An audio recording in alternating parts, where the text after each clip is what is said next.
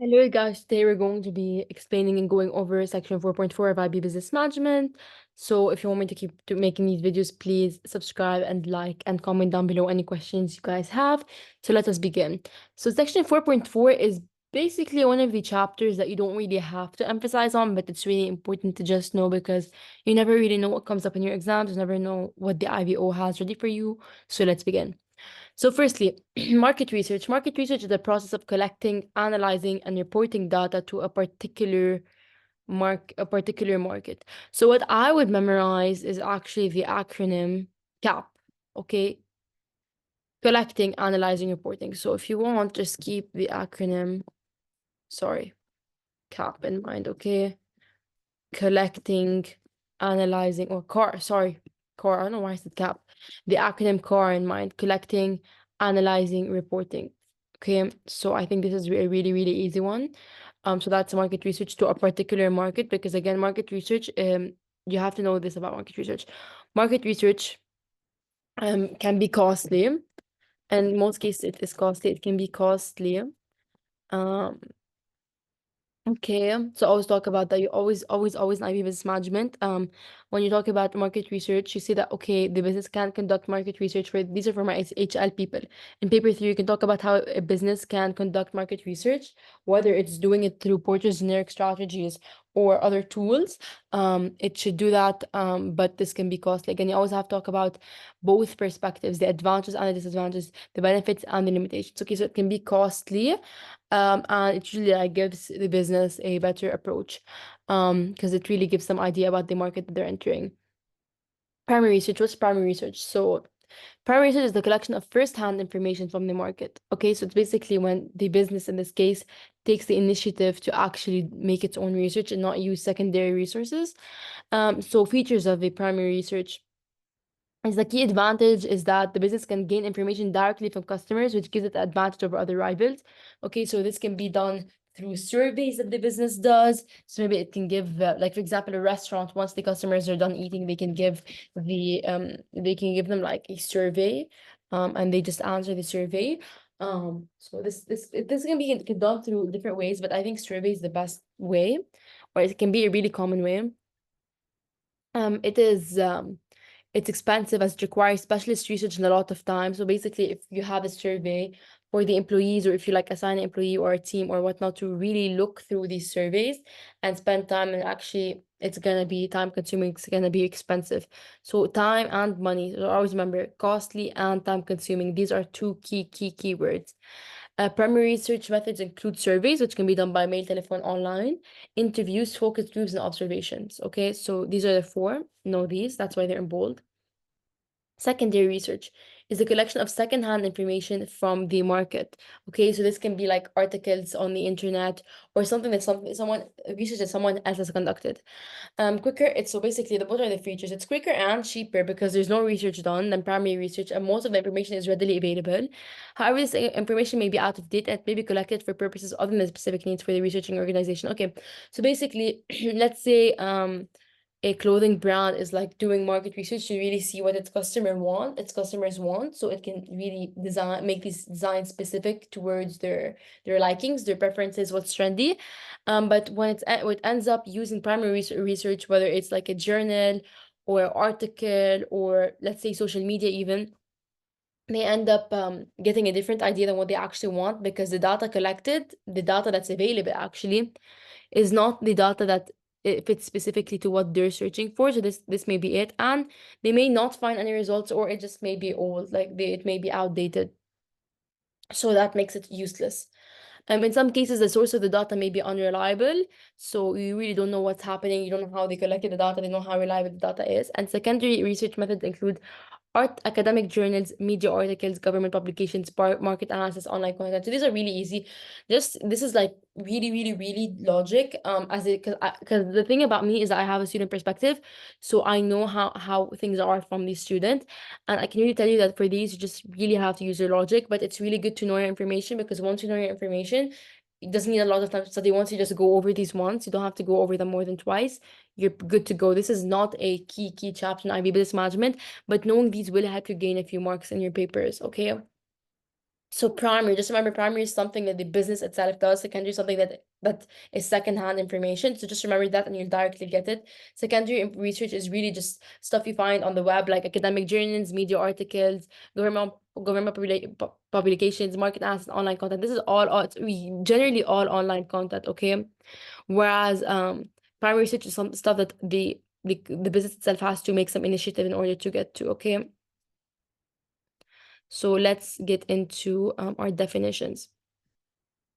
So you have qualitative research. Qualitative research is the collection, analysis, and interpretation. So you can make the acronym CHI of data about customer opinions, attitudes, or beliefs. So basically, they end up like, it's basically qualitative is when it's, you know, wordy, it's associated with language. So basically they collect, so they see how the customers feel about the business, what they think about it, what they believe, what they think. Like for example, a fast food chain, they end up seeing what the customers, their opinion on their food, for example, their belief on their food, whether it's good quality, whether it's not. The analysis, so they analyze customers' opinions. Why are their customers' opinions like that? How can we improve an interpretation? Whereas quantitative research, it's based more on numerical data, on finance, like on numbers. So it's associated with numbers. So it's a collection, analysis, and interpretation. So also Kai of numerical data which can be measured. Okay, so it's really easy. Just remember the acronym CHI, collection, analysis, interpretation. When it's qualitative, remember that it's language based, so about customer opinions, attitudes, or beliefs. Whereas, so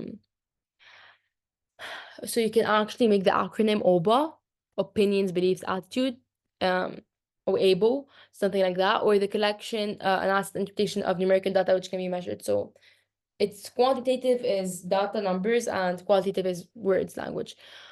Qualitative data, basically qualitative data, which is basically based on language, is more open to interpretation because again, it's opinions, attitudes, or beliefs. So basically, opinions can be interpreted differently.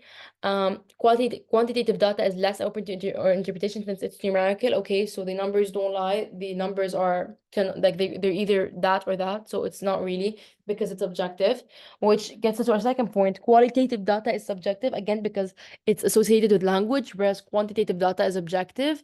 It's the numbers are there, the numbers are clear. Qualitative data, the researcher is part of the process, because again, they're the ones who have to do the analysis and their interpretation part regarding the language and the attitude and beliefs and the opinions of the customers.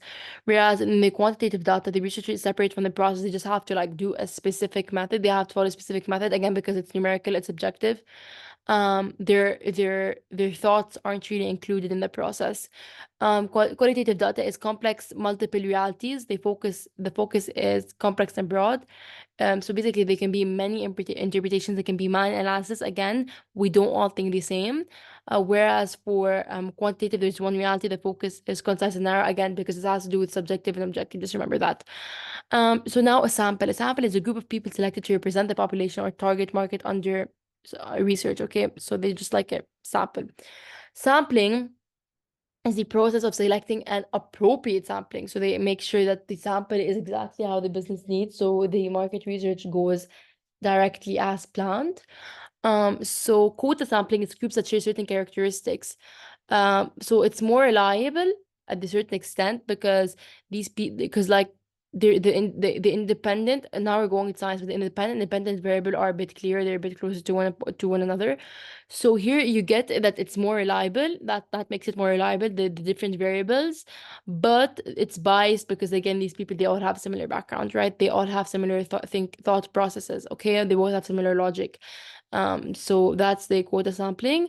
So this is usually like done when they have a target market, I guess. They have a target market, they want to test it out, they want to test out the product. For example, it's a cosmetic line. So they get like girls in their teens to test it out, I guess. Random sampling is every member of the population has an equal chance of being selected. So this is like maybe like a food product, I guess. But it's not really like has to do with these products. I'm just trying to give you examples so you guys get it. But random sampling is like everyone. So people from different genders, people from different ages, people from different ethnicities, okay, different races. So this is random sampling. Convenience sampling is research groups are selected based on their easy access to proximity to the researcher. So basically, this is just for like if the easy, like people that are just closest to the researchers, like that simple. So then you have importance of properly collected data. So the ability of the research to accurately answer the question posed.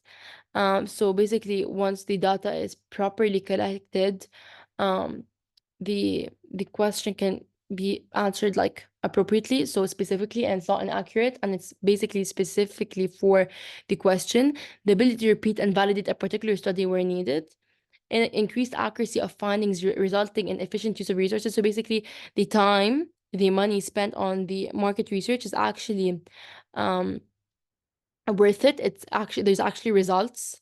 So this ends up being useful for the business. So the resources were used for a good reason.